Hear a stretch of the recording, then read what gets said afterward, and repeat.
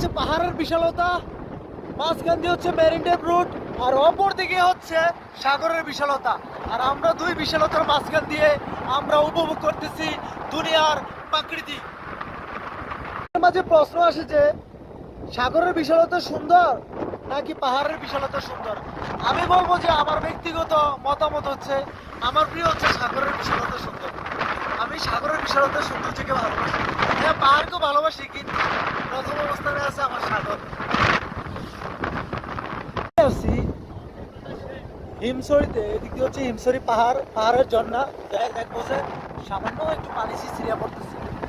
তার চেয়ে সুন্দর হচ্ছে আমাদের, সবচাইতে সুন্দর হচ্ছে আমাদের কক্সবাজার সমুদ্র সৈকত, সমুদ্র সাগর।